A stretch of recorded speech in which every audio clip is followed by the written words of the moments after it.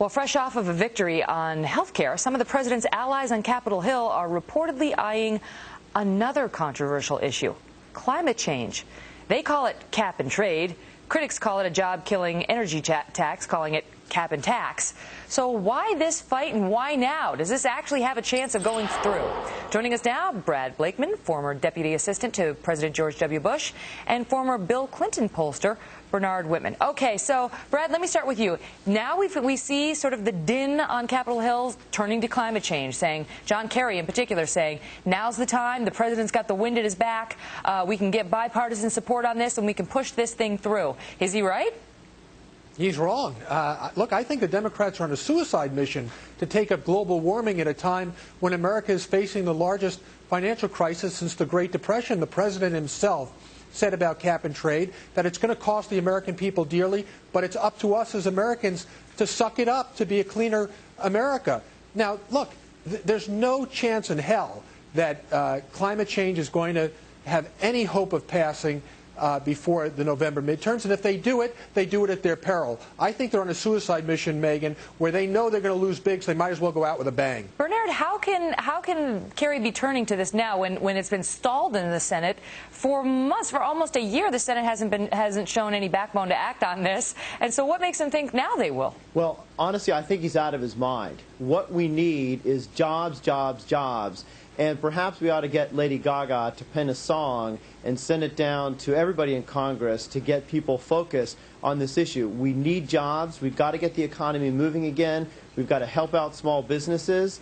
And I think it is abundantly clear that the American people want, need, deserve, and expect movement on the jobs issue. And we simply do not have time on the legislative calendar or the political will necessary to push through what will likely be a long and divisive fight over climate change and energy legislation. And yet that appears to be the route that they're going, Brad. I mean, John Kerry's come out and said he's got confidence that he's going to win Republican support. He says he's working on climate legislation with Republican Senator Lindsey Graham of South Carolina, that the two of them may have a plan that could get through the Senate. And they say this plan may surprise some Republicans because, unlike most of the Democratic plans, it includes a likely backing of nuclear energy and offshore oil drilling, which are both very popular with Republicans. So maybe John Kerry's onto something.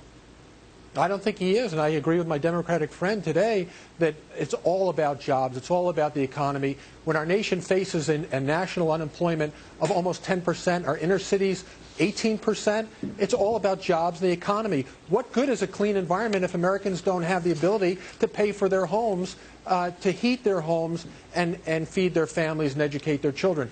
Look, if the Democrats go down this path, they do it at their peril.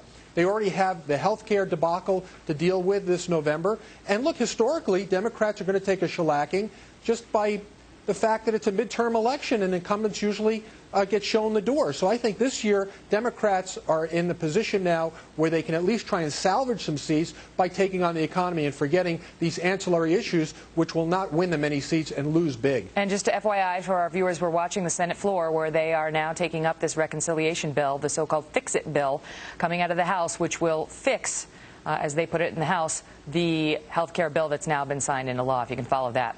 In any event, Bernard, let me ask you this. If they go ahead, as Senator Kerry seems to be intent on doing, and try to take up climate change legislation in the Senate now in advance of the midterm elections, how does that play out for the Democrats come November? Well, here's the rub. I happen to agree with Senator Kerry on the facts. This legislation will, in fact, over time, create jobs, reduce our dependence on foreign oil, and make us more secure. The problem is that is an argument that takes a while to construct. You have to sort of take people from point A to point B to point C.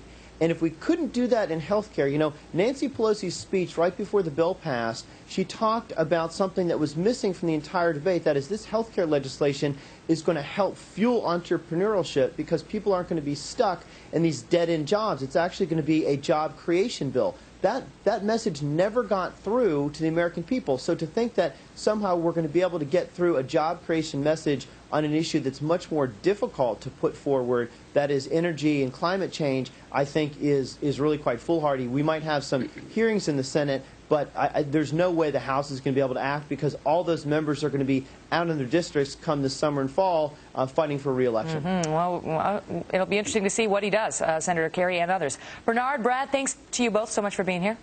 Thank you, Megan. Well, coming up, that was a lot of B's, wasn't it? Bernard, Brad, Blakeman. And I have another B for you. Studio B. Nice. Shepard Smith is here. Hey, Megan. It's good to see you.